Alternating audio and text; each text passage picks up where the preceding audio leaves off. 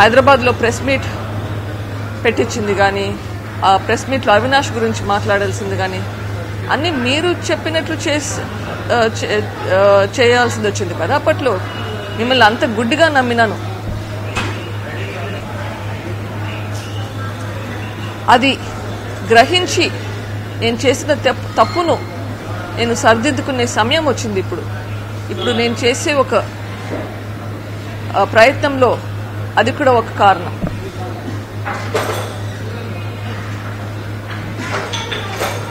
ఇప్పుడు మొన్న రవిమామ ఎమ్మెల్యే గారు, కమలాపురం ఎమ్మెల్యే గారు కూడా ఇదే మాట అంటున్నారు. నేను వాళ్ళ ట్రాప్లో పడ్డానంట.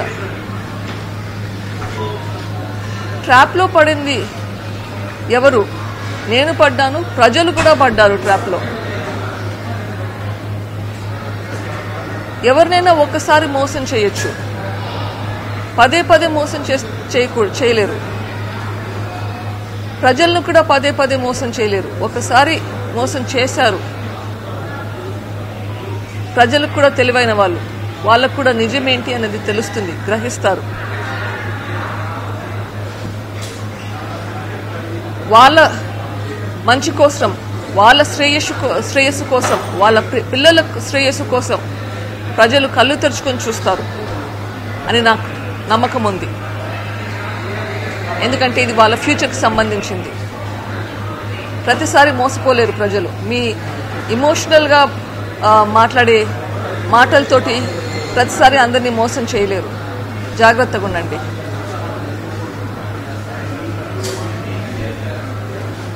హైదరాబాద్లో కానీ కడపలో కానీ నేను కొన్ని పాయింట్స్ రేస్ చేశాను. అన్నగా నాకు ఆన్సర్ చెప్పకపోయినా పర్వాలేదు, కానీ చీఫ్ మినిస్టర్గా మీకు దానికి రెస్పాన్స్ ఇవ్వాల్సిన బాధ్యత ఉంది. మళ్ళీ గుర్తు చేస్తున్నాను కొన్ని ఇష్యూస్. దేవుడికి తెలుసు, కడపలో ప్రజలందరికీ తెలుసు ఎవరు చంపారు అని చెప్పారు. ఇప్పుడు కడపలో ప్రజలంటే మీరు కూడా ఒకరు కదా. పోనీ మీరు కడపకు సంబంధించిన కాదనుకున్నారా? సో కడపలో ప్రజలకు తెలిసిందంటే కదా మీకు కూడా తెలిసినట్లే కదా ఎవరు చంపారు అని.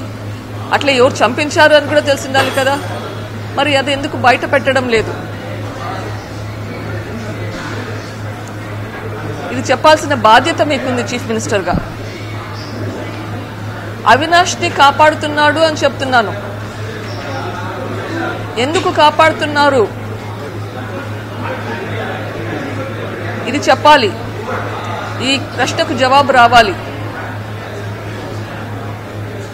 అవినాష్ గురించి ఇన్ఫర్మేషన్ బయటకు వస్తే ఇంకా వేరే ఏమేమి వస్తాయని భయపడుతున్నారా? అంత భయం ఎందుకు మీకు? ప్రజలు అర్థం చేసుకోవాలి ఎందుకు భయపడుతున్నాడు.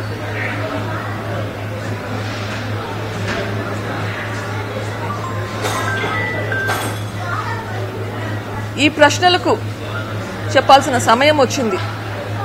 ఒకవేళ మీకు డైరెక్ట్గా మాట్లాడాలంటే చెప్పండి, మీ సాక్షి ఛానల్కి వస్తాను, మీతో డిబేట్ చేద్దాము. ప్రజలు అర్థం చేసుకుంటారు ఎవరేం చెప్తున్నారని చెప్పి. నాకు అభ్యంతరం లేదు, మీ సాక్షి ఛానల్కి నేను వస్తాను, రండి, ఒక డిబేట్ పెట్టుకుందాం. నిజానిజాలు బయటకు వస్తాయి.